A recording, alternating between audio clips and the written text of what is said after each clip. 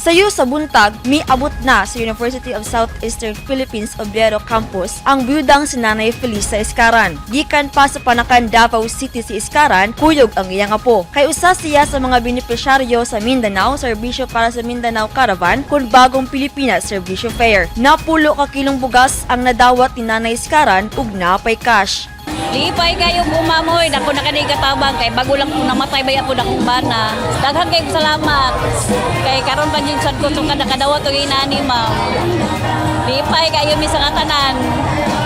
Gikuyog sab ni Ivy Leopoldo ang iyang bana aron maka-avail sa ayuda sa gobyerno. Gikan pa sila sa maan ning syudad. Cash og napulo ka kilong bugas sab ang iyang nadawat. Importante jud kay siya kay so tagaan ko ka kwarta niya makatabang pa sa imo, di ba?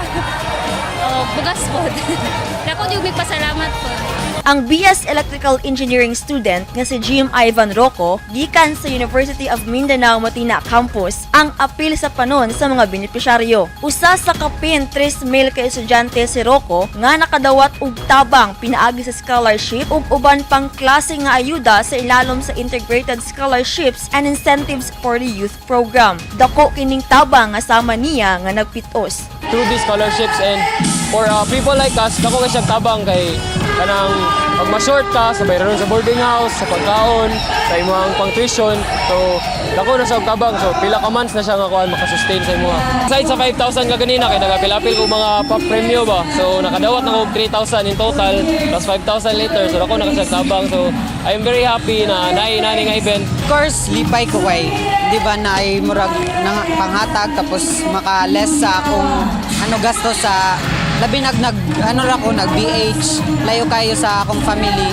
So, mas lipay jud ko karon kay naay free. Dako ang pasalamat sa mga benepisyaryo kay karong panahon nga nihit ang panudanan sa pamilya, makaalibyo kini og dako sa ilang panginahanglanon. Napasalamat ko sa kang Speaker Sen. Romaldes na nakatulong po sa mga tao ba.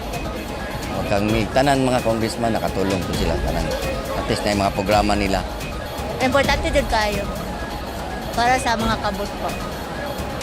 Katong walay mga mga panginabuhian, Gisiguro ni House Speaker Martin Romualdez nga walay magmahay nga benepisyaryo og makadawat gyud ang tanan. Sabi ba kayo?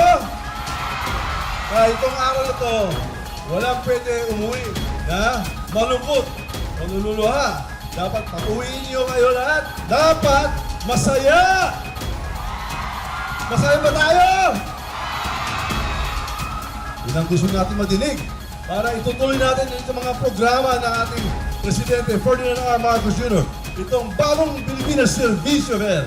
Muabot sa 1.2 billion pesos ang tabang og programa nga gihatag sugod karong adlaw hangtod ugma Setyembre 6 para sa 250,000 nga benepisyaryo sa syudad sa Davao. 200 ka mga kongresista gikan sa lain-laing lugar sa Pilipinas ang misuporta ni ining distribusyon sa assistance sa Davao City. Nanguna sa distribusyon ng ubang ahensya sa gobyerno ug ang DSWD.